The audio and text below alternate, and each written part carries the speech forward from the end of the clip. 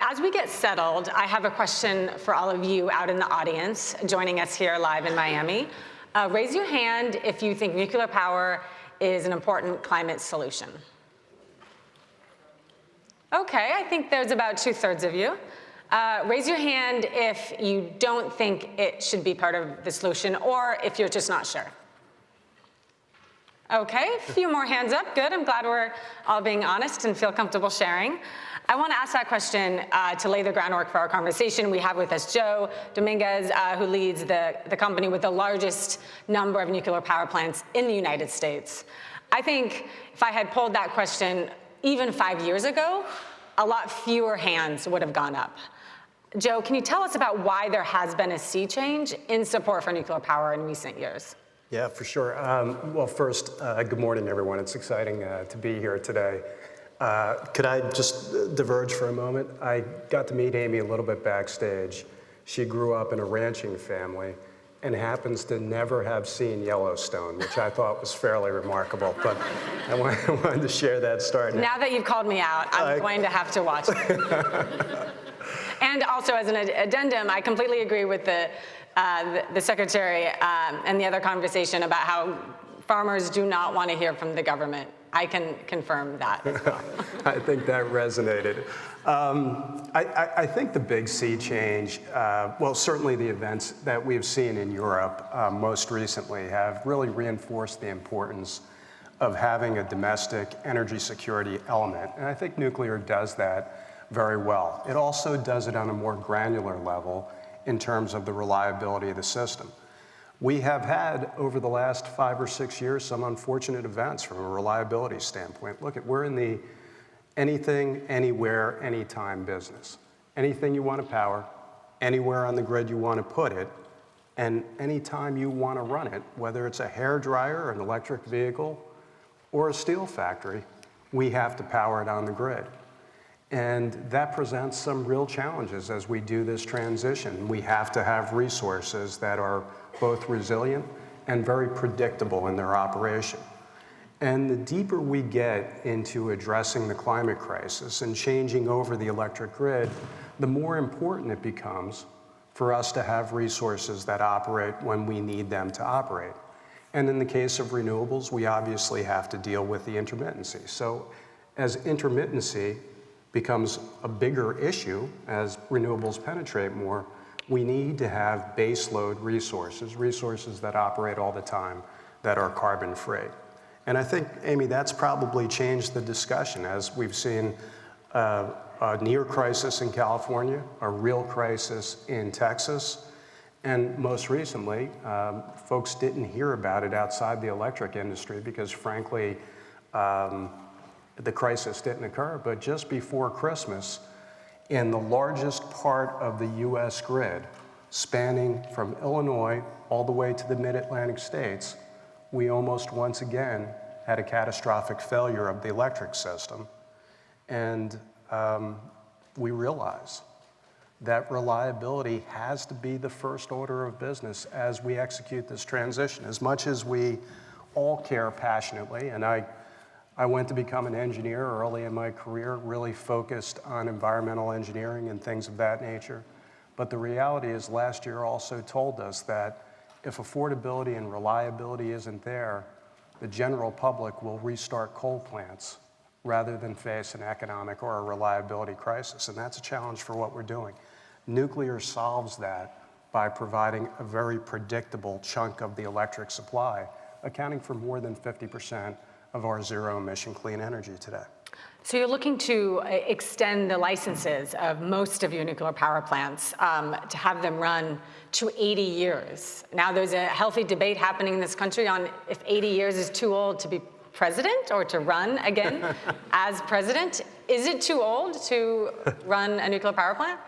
Well, unlike people, we could change the major components and have in nuclear power plants.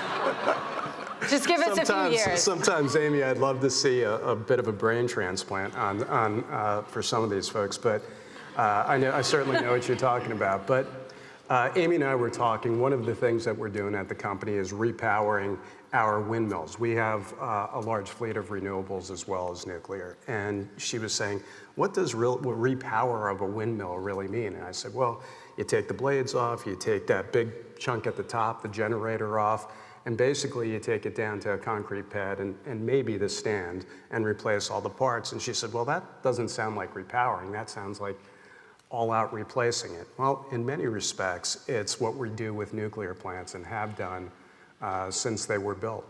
We consistently replace major components, and we spend over $1 billion a year doing just that, so that we could ensure that the pumps and the major equipment are as good or better condition than when the plant was brand new. And usually it's better, because usually the equipment that we're able to install in the plant has also benefited from technology and materials and controls.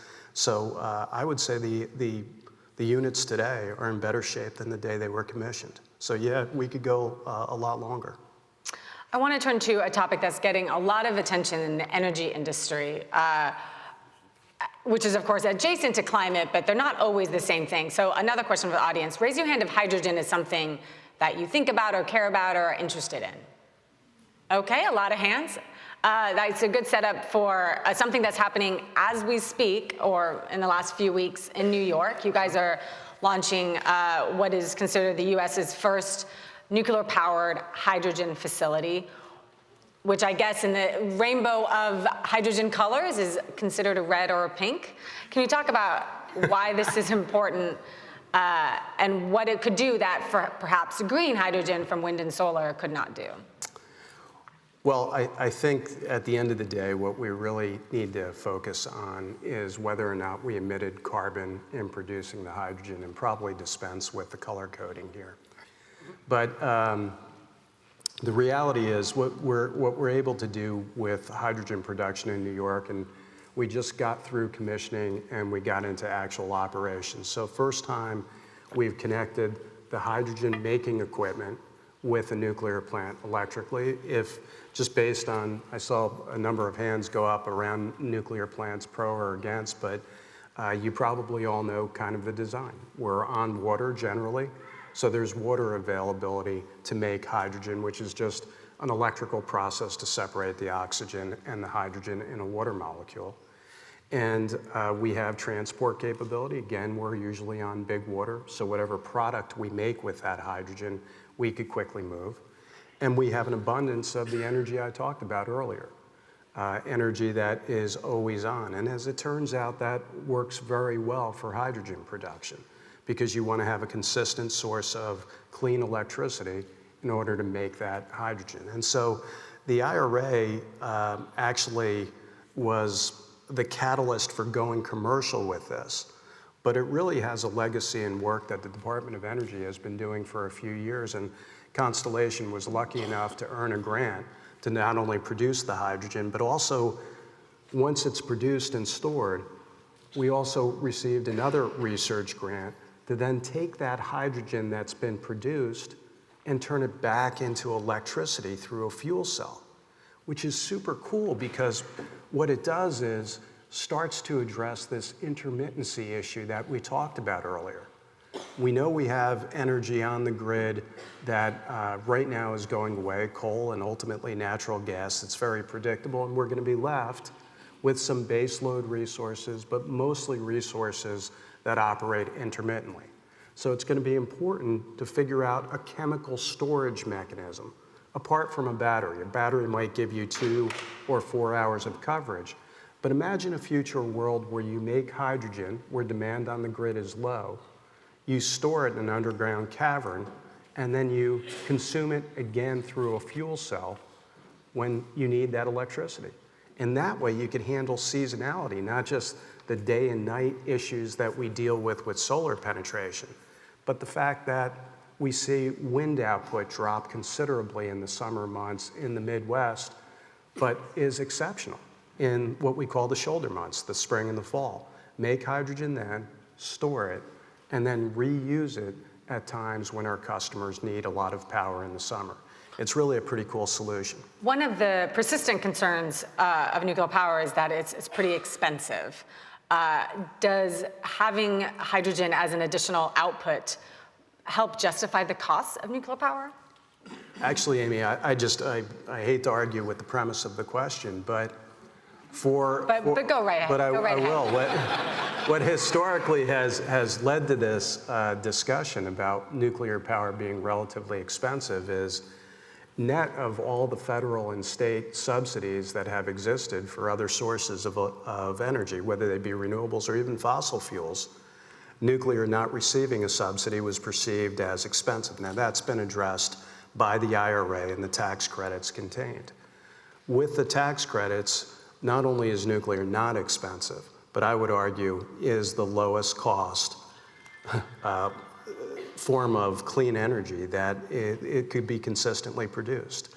So hydrogen will give us another use case and another opportunity to use that affordable, reliable, clean energy, but it isn't the thing that's going to change the dynamic. What changed the dynamic is when Congress passed the IRA, quite honestly, enormous.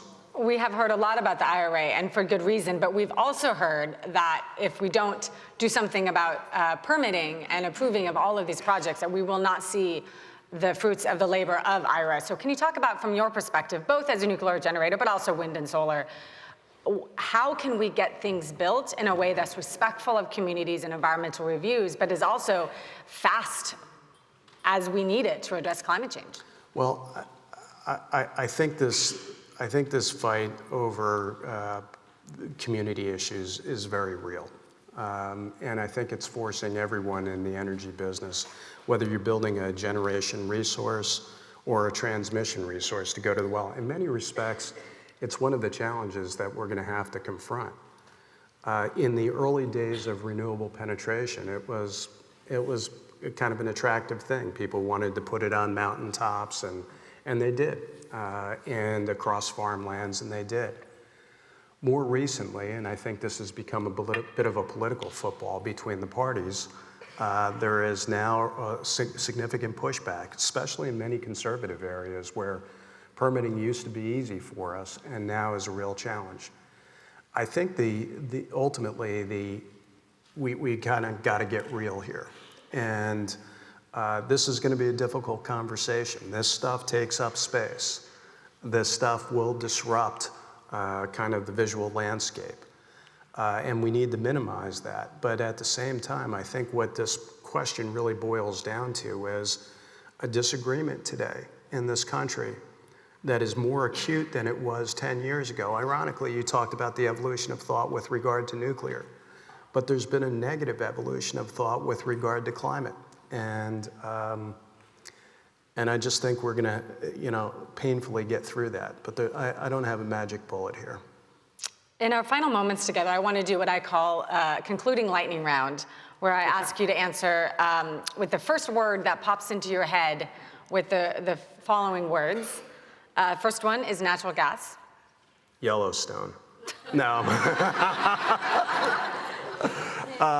Natural gas will be around longer than we want it to be.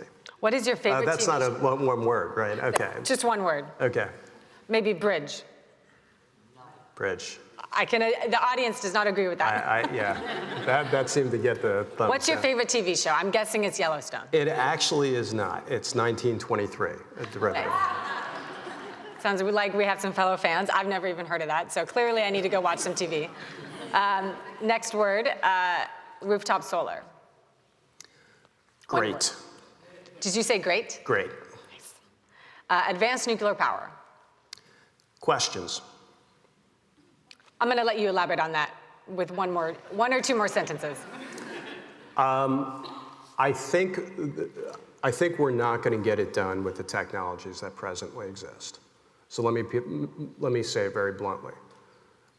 Renewables, battery storage, even hydrogen, coupled with saving existing hydro and nuclear, that's not going to allow us to transition, and especially not be able to grow grid consumption, to electrify industrial processes, transportation, and those sorts of things.